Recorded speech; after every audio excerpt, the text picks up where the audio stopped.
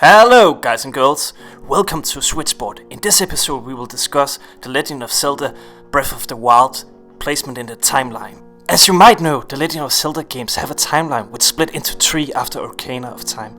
I see a lot of people here on YouTube speak about that, the timeline itself and the split, but not the basic reason for the split, so let's start here. The timeline splits first time when the hero of time, Link, lifts the Master Sword and enters the adult timeline in Ocarina of Time. While Link lifts the sword and leaves the time where the hero is defeated and Ganon wins, the timeline of decline. Hereby, by lifting the sword, Link enters the adult timeline, defeats Ganon, and this new timeline leads to games like The Wind Waker and Spirit Tracks.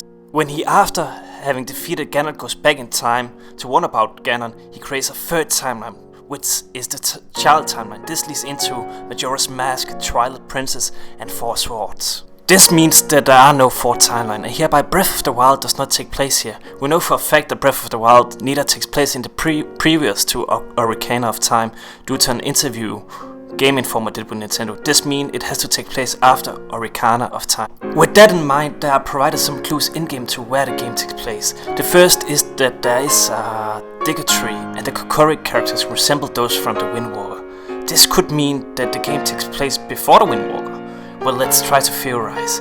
In the opening intro from The Wind Waker, it is told that Ganon has returned and threatened the land, and it came to a point where the guards, to avoid Ganon, have to fill the whole land of Hyjal with a big sea. We know that the king is in the game. Yeah, it has not officially been confirmed, but come on, look at this king and the one from Wind Waker, which was a ghost. They are alike. We know that time travel is part of the game. Or well, that Link will go forward and backwards in the time 100 years, between this newer and the older self. This means that the game itself could create a fourth timeline. But just not to confuse you, before this game there is no fourth timeline. Alright, so what if this game takes place before Wind Waker, where Ganon is revived, and there is a success scenario where he's successful, Link, in traveling in time, and one where Link fails. In the one where he fails, the kingdom is flooded, and the Wind Waker happens. This could be the reason why the characters resemble those from Wind Waker a lot. However, this is just one placement in the timeline. It could take place as well far out in the future, where Ganon has broken free from the imprisonment in the Master Sword and wished for, as we saw it in the end of Wind Waker, to restore Hyjal. This would require that Link and Zelda are taken prisoner, and he gains the whole Triforce in the game and makes that wish. Hereby Link and Zelda wakes up in this new world 100 years later, when the flood is gone. This might be why you can find a sea salt in the middle of the ground in the game. Well, that was one timeline option. Let's take a look fast at the child timeline. I do not believe it takes place in this timeline for one reason. Ganon is sealed in the end of Four Swords. In the Four Swords. Hereby he is not sealed in the Master Sword itself. This means for this timeline to take place, the Four Swords would have to be included in the game, in the Breath of the Wild, which is not. Hereby I do not believe this timeline to be relevant.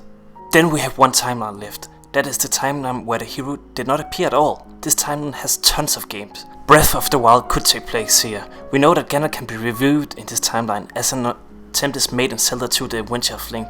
Though not successful, it was possible. The king in Breath of the Wild could resemble the old man from Legends of Zelda. Yeah, the first one, which hands you the Master Sword in the start of the game. You know as well that some trees have survived in this timeline, which can resemble the Great Deku Tree. There is one in Oracle of Ages as well. This means possibly this game could take place at the latest point in this game. What is against this is that this is the most fleshed out timeline, and Nintendo might like to have the two original Zelda games to end this timeline, like a poem. Very beautiful. Though that is a weak argument in itself. It could as well be that the Sealing War they are trying to tell, and it might be the first game in this timeline then.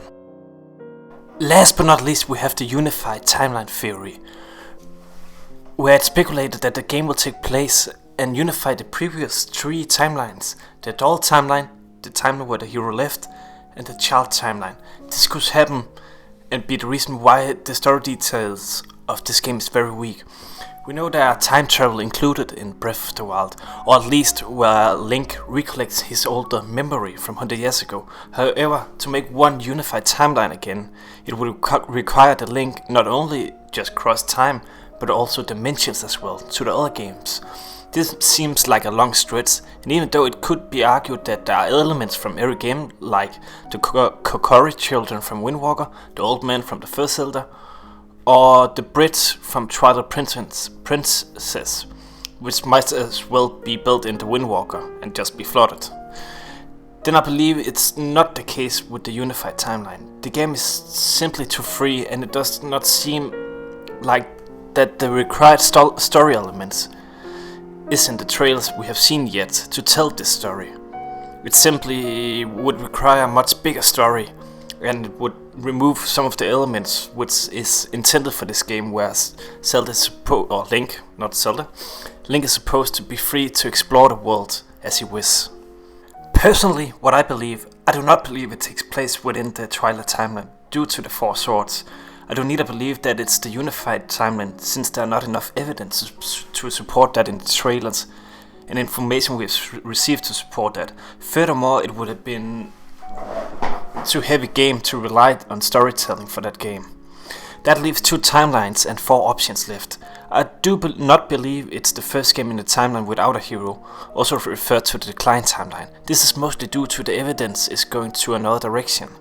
Leaving the evidence for this placement would be kind of weak.